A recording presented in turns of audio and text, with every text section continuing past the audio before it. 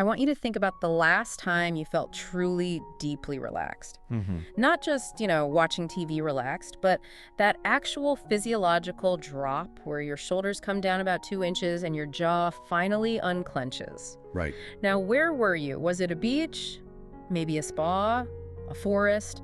I'm willing to bet actual money you were not standing in your bathroom. No, unless you have a very, very specific kind of bathroom. Probably not. Right.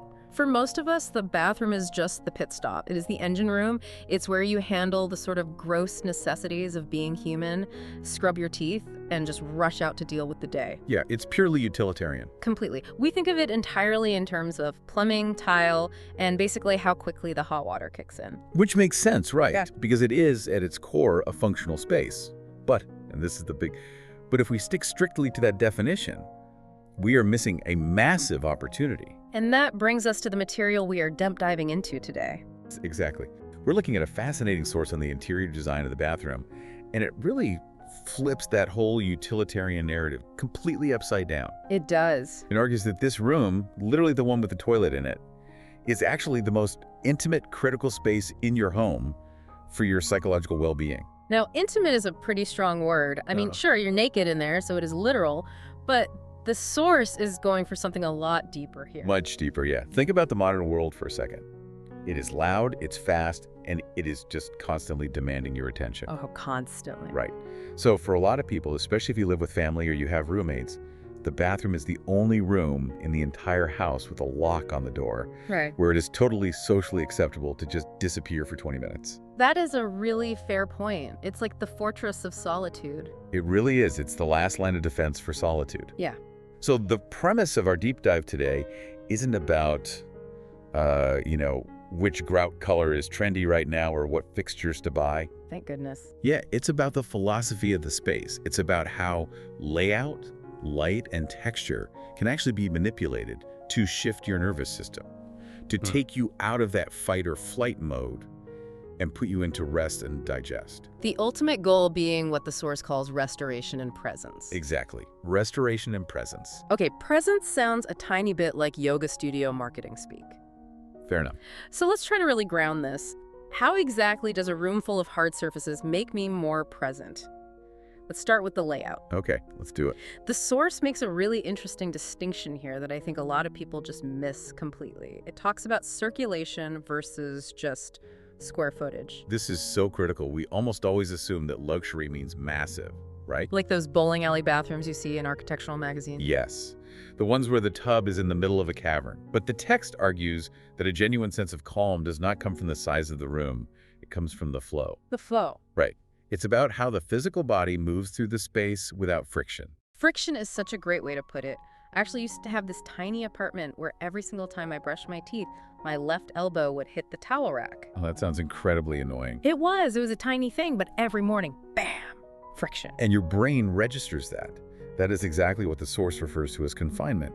When you have to squeeze past a vanity, or you're actively dodging a door swing every time you walk in, your body is subconsciously on high alert. Because you're navigating obstacles? Exactly. It's low-level stress, but it's constant. Circulation, on the other hand, is about the breadth of the room. It's the ability to just move freely. So what you're saying is, even in a pretty small room, if the layout is smart, if the path is totally clear, you can essentially trick the brain into feeling calm. Precisely. It Yeah. really comes down to perceived space. And this ties perfectly into the concept of visual luxury that's mentioned in the reading. It's not about having gold taps or expensive marble. It's about long sightlines. Unpack that for us a bit. Long sightlines in a bathroom. It means being able to look across the volume of the room without your eye getting snagged Snagged on what? on visual clutter. A bulky shower curtain, a weirdly placed half-wall laundry hampers. When your eye can travel the full distance of the room uninterrupted, the brain actually interprets that as safety. Wow. Yeah, it interprets that visual freedom as having enough. It's basically the evolutionary difference between being trapped in a cave and standing on a hilltop. Well, a very small tiled hilltop, maybe. But yes, the underlying psychology is the same. The source uses this genuinely beautiful phrase here.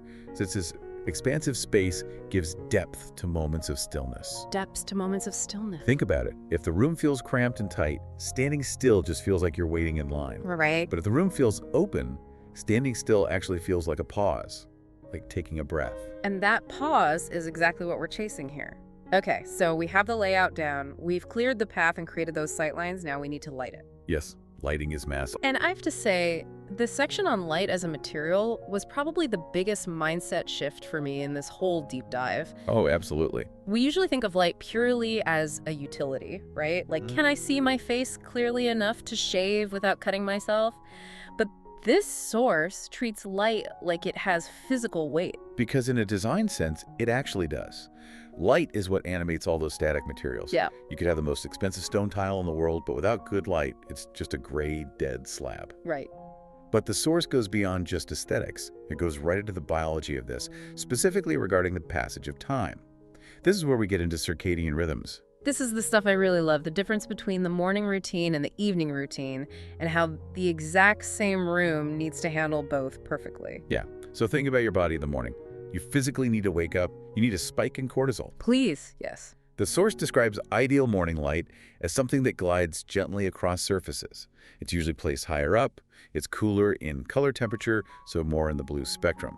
Which mimics the morning sun. Exactly. It hits the stone and the wood and reveals them with sharp clarity. It's an awakening light. But if you keep that exact same bright, cool light on at, say, 10 o'clock at night, You're totally wrecking your sleep architecture. You are actively telling your brain that it's noon. which is terrible for trying to wind down. Exactly. This is why the source is so emphatic that the light must change. Later in the day, the afternoon and evening, the light physically needs to shift. It should lower in the room, think wall sconces or even small lamps rather than bright overheads, and it absolutely must warm up in color. The text actually talks about the afternoon light bringing dimension to the walls and floors. Yes, and that dimension is all about shadows.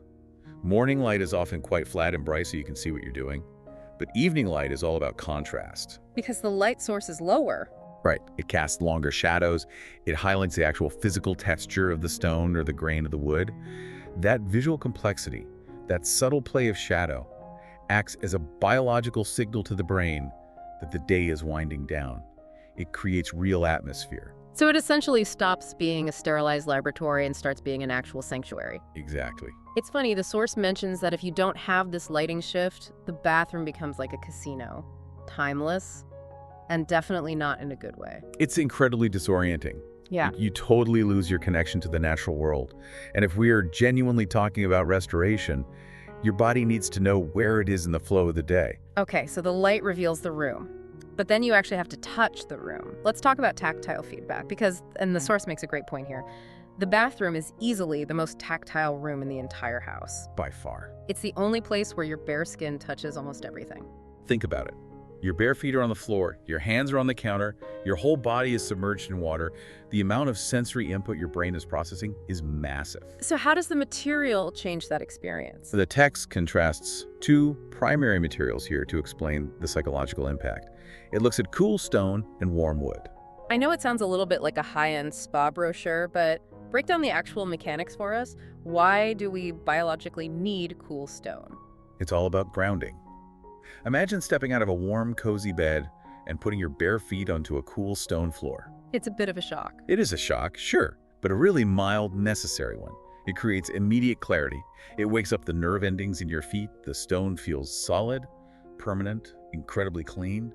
It's a physical signal to the body that says, we are here and we are awake. Versus wood. Now, I have always been super skeptical of putting wood in bathrooms, mostly because of moisture issues and warping. But psychologically, it does something totally different, doesn't it? Completely different. Wood brings balance to all those hard surfaces. Yeah. It is inherently organic. It holds ambient heat differently than stone. It's softer to the touch. Right. If a bathroom is literally nothing but stone, glass, and porcelain, it feels clinical. It can easily feel like a morgue or a hospital room. Wood introduces life back into the space. But honestly, the most fascinating part of the whole texture discussion for me was this idea of pacing. Yes, the idea that physical texture can actually literally slow you down. How exactly does that work? Well, just imagine a surface that is perfectly smooth, glossy white, and shiny, like molded plastic or polished chrome. Okay. Your eye just slides right off it. Your hand slides off it. There's absolutely no reason for your brain to linger on it. It implies speed. It implies pure efficiency. It's essentially aerodynamic. That's a great word for it. Now compare that to a rough-hewn stone bowl or a piece of wood with a really deep, visible grain, or even a tile with a handmade, slightly uneven glaze. You want to touch it. Your eye literally catches on the imperfections. Your hand naturally wants to feel the ridges. The source argues so effectively that these textures invite touch, and by doing so, they physically slow down your experience of the room. You have to pause to engage with the material. So basically, if I want to just rush through my morning routine and get to work, I should have a perfectly smooth plastic bathroom. But if I want to actually decompress, I need things that are essentially rough. Rough or just complex? Rich is the word the source uses. A rich texture engages the senses rather than just repelling them. And talking about engaging the senses brings us to the invisible sense, the one literally everyone forgets about until it is way too late. Acoustics. Oh, the soundscape. This is absolute silent killer of bathroom relaxation. Or the loud killer, really. We have all been in that one bathroom, basically a tiled box, where you drop a toothbrush in the sink and it sounds like a gunshot. That is high-frequency reverberation. Hard surfaces like glass, ceramic tile, and porcelain bounce sound waves around incredibly efficiently. And that's bad for relaxing. Very bad. It creates a genuinely harsh acoustic environment. And here is the real kicker with this. Your lizard brain, that deep, primal part of your nervous system, immediately associates that kind of sharp, echoing noise with danger. Really? Danger? Yes, because it's chaotic. It raises your cortisol and stress levels immediately, even if you don't consciously notice that you're stressed. So you're in there trying to relax in the bath, but the tiny drip of water from the tap sounds like a hammer hitting an anvil. Exactly. Your body can't relax if your ears are telling your brain you're in a chaotic environment. The source strongly suggests that you need to design the sound of the room just like you design the lighting layout. You have to bring in absorptive materials. But wait, we just agreed that bathrooms are inherently full of hard surfaces. How on earth do you soften the sound without putting carpet in the bathroom? Which I think we can all agree is a severe crime against design. Please, no carpet in the bathroom, never. But this is exactly where the balance of finishes really comes into play. It could be the specific type of drywall or ceiling material you use.